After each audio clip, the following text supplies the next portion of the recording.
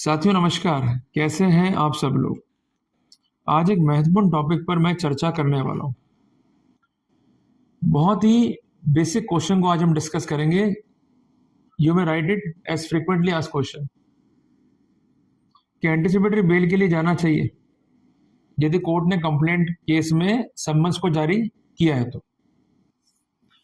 साथियों, जब भी कोई कंप्लेंट पेश होती है बिफोर मजिस्ट्रेट, जो कंसर्निंग ऑफेंस है इसकी दो कैटेगरी है, या तो ऑफेंस होगा बेलेबल या होगा ऑफेंस नॉन बेलेबल। साथियों, जो आज केस हम डिस्कस करेंगे ये जुड़ा हुआ है नॉन बेलेबल ऑफेंस से। सबसे पहले आप नाम नोट कीजिए जजमेंट का नाम है आशीष कुमार बनाम स्टेट ऑफ यूपी। जजमेंट है ऑनरेबल इलाहाबाद हाई कोर्ट का, और इसका जो डेट है ऑर्डर का वो है 1 अगस्त 2025। इस केस में क्या हुआ कि एक कंप्लेंट जो है पेश हुई।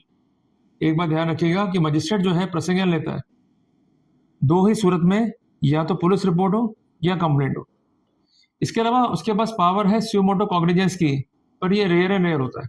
अमूमन क्या है, या तो होगा परिवाद जिसको हम कहते हैं कंप्लेंट, या होगा पुलिस रिपोर्ट।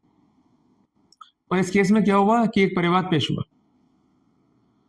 परिवाद था कंसर्निंग नॉन बेलेबल ऑफेंस। अब जब भी परिवाद पेश होगा तो मजिस्ट्रेट की ड्यूटी क्या है, टू फॉलो द प्रोसेस जो कि लेट डाउन किया गया है सेक्शन 223 BNSS में।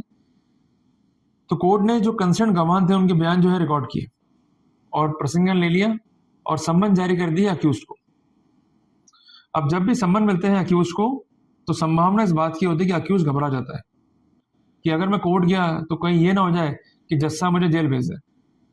तो उसको यही एडवाइस मिलती है कि you should move for the anticipatory bell. एक बात ध्यान रखिएगा कि एंटिसिपेटरी बेल का बेसिस क्या है, to provide protection to you from the arbitrary arrest. Clear है? तो basically there must be apprehension of arrest. अगर एप्रीहेंशन ऑफ अरेस्ट नहीं है, ऑफेंस नॉन अवेलेबल नहीं है, एंटिसिपेटरी बेल जो है लाई नहीं करेगी। तो साथियों, इस केस में कंसर्न जो आरोपी है, जब उसको सम्मन जो है प्राप्त हुए तो उसने मूव किया एंटिसिपेटरी के लिए। तो कंसर्न अपोजिट पार्टी ने इसका अपोज किया on ground that anticipatory bail is not maintainable because merely summons are issued, there is no warrant by the concern court. साथियों, एक बात ध्यान रखिएगा कि जब भी हम अप्लाई करते हैं एंटिसिपेटरी बेल के लिए, we just have to follow the conditions जो कि लेट डाउन है सेक्शन 482 BNSS में। पहले सेक्शन था 438 CRPC, अभी हो गया है 482 BNSS। There must be reason to believe that the person may be arrested. तो रीजन टू बिलीव होना चाहिए, एप्रीहेंशन ऑफ अरेस्ट का ये पहली शर्त है। दूसरी बात यह है कि जो भी आरोप है जिसको हम कहते हैं accusation, it must be concern with the non bailable offence. अगर ऑफेंस बेलेबल है, एप्रीहेंशन ऑफ अरेस्ट नहीं है, तो एंटिसिपेटरी बेल लाई नहीं करेगी। बेसिकली पर्पस क्या अरेस्ट का, आप बताइए मुझे क्या पर्पस है। अगर आपको जानना है पर्पस अरेस्ट का तो आपको धारा 35 सब क्लॉज 1 BNSS का पढ़ना होगा। यदि आपने संज्ञेय अपराध किया है, यू माइट बी अरेस्ट।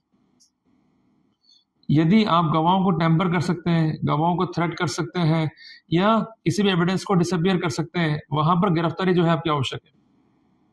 पर जहां पर ऐसे अलामत नहीं है वहां पर गिरफ्तारी रूटीन में नहीं करनी चाहिए। इस पर एम्पल जजमेंट है ऑनरेबल सुप्रीम कोर्ट के। इवन एक महत्वपूर्ण जजमेंट अरनेश कुमार बनाम स्टेट ऑफ बिहार का है, जिसमें खुद ऑनरेबल सुप्रीम कोर्ट ने कहा कि पुलिस जो है केयर नहीं करती है जो गाइडलाइंस हम बनाते हैं।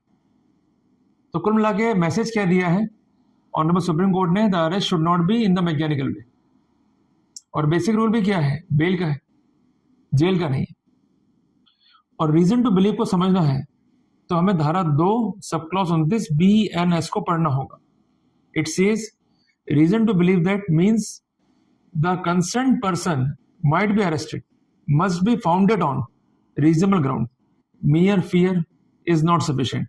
ऐसे ग्राउंड होने चाहिए जिसके आधार पर यह माना जा सके कि एप्रीहेंशन ऑफ अरेस्ट है। मियर फियर या मियर सबमिशन पर्याप्त नहीं होगा, ये आप नोट डाउन कर लीजिए। अगर ऑफेंस बेलेबल है, हम सब जानते हैं, वहां पर पुलिस को जो है आपको रिहा करना होगा बेल पे। और इसके लिए शर्त क्या है, accused must be ready and willing for bail. अगर अक्यूज रेडी एंड विलिंग नहीं है बेल के लिए, या उसका पता या उसका वल्द जो है कंफर्म नहीं हो पा रहा है, then he might be taken in custody. Otherwise in bailable offence उसको बेल लेनी ही पड़ेगी। इसके अलावा अगर ऑफेंस नॉन बेलेबल भी है पर मजिस्ट्रेट ने इशू किया है बेलेबल वारंट, तब भी पुलिस को बेल लेनी पड़ेगी, छोड़ना पड़ेगा। अब आगे बेल कोर्ट से मिलेगी या नहीं मिलेगी, ये बात की बात है। किधर हो गया?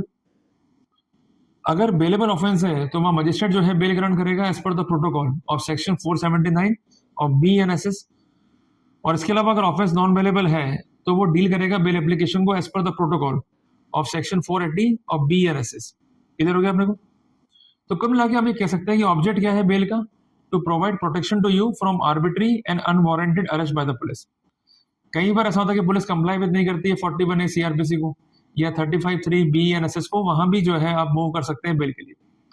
और इस पॉइंट को जस्टिफाई किया है खुद ऑनरेबल सुप्रीम कोर्ट ने इन अ जजमेंट जिसका टाइटल है सुशीला अग्रवाल बनाम स्टेट ऑफ NCT।